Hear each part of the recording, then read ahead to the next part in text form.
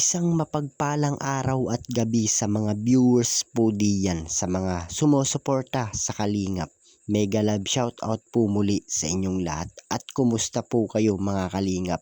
So ngayon nga po ay may bago na naman tayong pag-uusapan at tatalakayin patungkol nga po dito sa issue. At talagang marami nga po ang nayanig at nadismaya sa pangyayaring ito mga Kalingap. So Kalingap Prab, ano kaya ang masasabi patungkol nga po dito sa pinapahiwating ni Beyonce? At may balak nga po na bumalik sa Kalingap etong si Beyonce.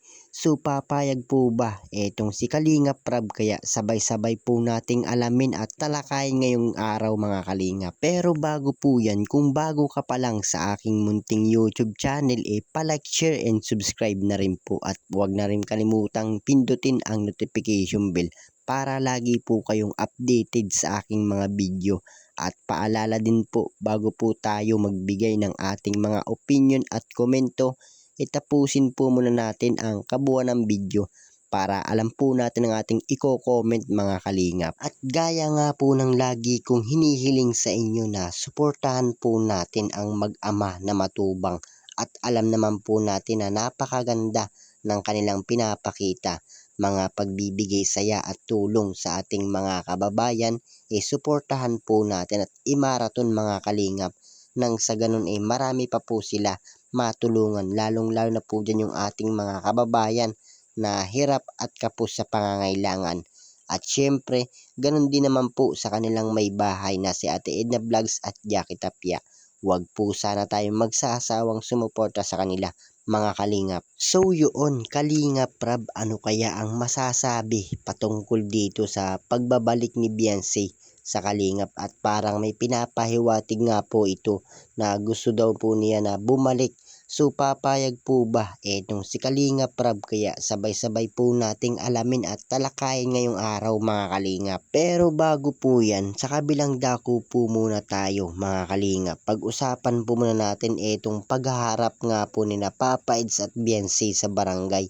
Pero hindi nga po sumipot etong si Beyonce mga Kalingap. At ano po kaya ang dahilan? Kaya yan po ay ating aalamin ngayong araw mga Kalingap. So sa part na nga po ito mga Kalingap, alam naman po natin na talagang hindi nga po totoo yung kanyang sinasabi patungkol nga po dito kay Papa Eds natin.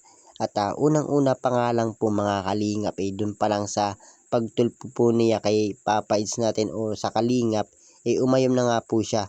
At ito nga po, hindi nga po nagbigay ng pahayag, kaya wala pong nangyaring part 2 mga Kalingap. Kaya nalaman ng lahat na hindi nga po totoo ang sinasabi ni Beyonce na binasos daw po siya ni Papa Eds. At nakikita naman po natin na talagang relax na relax nga po etong si Papa Eds. At alam naman po niya na wala naman pong katotohanan ang sinasabi nga po ni Beyonce dito mga Kalingap. At bukod pa nga po dyan mga Kalingap, may bago na nga naman pong issue patungkol nga po dito kay Dr. Love at sa pamilya nga po ni Beyonce. At talagang marami nga po ang nayanig dahil sa nalaman po nila na nag-live nga po etong si Dr. Love at nag-comment nga po etong si Beyonce. At yun nga po mga Kalingap, lumabas na nga po ang katotohanan. So talagang sulsul nga po ang nangyari, kaya po nagawa ito ni Beyonce. So talagang masasabi po natin na wala pong sariling desisyon itong si Beyonce. At alam naman po natin na nasa tamang edad na nga po siya. At marami nga po ang nangihinayang at sinasabi nga po nila na maayos na nga daw po ang kalagayan ni Beyonce sa Kalingap. Pero bakit nga po naggawa pa ng eksena at nakinig pa nga po sa ibang tao? Kaya sayang po yung binigay sa kanya na pagkakataon mga Kalingap. So kayo po mga Kalingap, yung mga dating sumusuporta kay Beyonce, so ano po yung masasabi nyo patungkol nga po dito sa nangyaring eksena? At sa tingin nyo po, ano po kaya ang naging dahilan nito kung bakit nga po niya nagawa? So ano po yung masasabi nyo mga Kalingap? So para sa akin nga po mga Kalingap, kahit malaki or maliit na dahilan, hindi naman po dapat gawin yun ni Beyonce. At alam naman po niya na talagang hanggang sa huli at buong pamilya nga po niya tinulungan po siya mga Kalingap. At syempre mga Kalingap, hindi naman po kalakihan ang naging dahilan ng sama ng loob ni Beyonce. Hindi naman po dapat ginawa niya yun. At sana nga po mga Kalingap, kinausap na nga lang po niya ng maayos etong si Kalingap Prab kung gusto nga po niya na umalis or may galit nga po At syempre hindi na lang po sana dinaan sa social media or kay Rapitol po mga kalingap. At syempre dahil nga po sa ginawa niyang yun mga kalingap, siya ngayon ang binabash ng marami at nakakarinig nga po siya ng masasakit patungkol nga po sa mga bashers. So talagang mali nga po talaga yung kanyang ginawa mga kalingap. So yun, balik na nga po tayo dito sa ating topic patungkol nga po dito sa muling pagbabalik ni Beyonce sa kalingap. At ano po kaya ang masasabi ni Kalingap Prab dito? At papayag po ba siya na bumalik itong si Beyonce sa kalingap? So yun nga po, pinag-uusapan ngayon na may binabalak daw na bumalik itong si Beyonce sa kalingap. At may pinapahiwatig nga daw po ito na gusto na nga daw po niya na bumalik sa kalingap. Pero mga kalingap, mga kababayan, alam naman natin ang nangyaring issue patungkol nga po dito kay Beyonce. At alam naman po natin na mahirap na makabalik itong si Beyonce sa kalingap.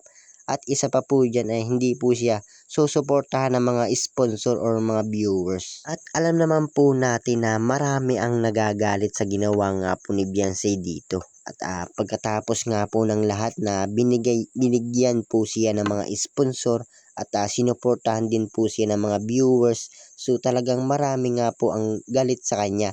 At marami din po ang hindi papayag na bumalik itong si Beyonce sa kalingap. So kayo po mga kalingap, ano po yung masasabi nyo patungkol nga po dito sa pagbabalik ni Beyonce sa kalingap? So papayag po ba kayo at ano po yung masasabi nyo mga kalingap? So para sa akin mga kalingap, hindi naman po tama na bumalik itong si Beyonce at alam naman po natin na kinalaban nga po niya itong kalingap at isa pa po dyan tinanggal na nga din po siya sa kalingap. Pero masasabi natin na talagang napakabait pa rin ni Kalingap Prab at talagang kahit ganun nga po itong si Beyonce inuunawa pa rin po ni Kalingap Prab na itong si Beyonce talagang napakabait po talaga ni Kalingap Prab pagdating nga po sa mga ganyang tao na kahit minsan nga po pinatulpo nga po itong si Kalingap Prab. Kaya siguro nga po mga kalingap mahihirapan or baka hindi po makabalik itong si Beyonce sa kalingap. At marami nga po ang di papayag.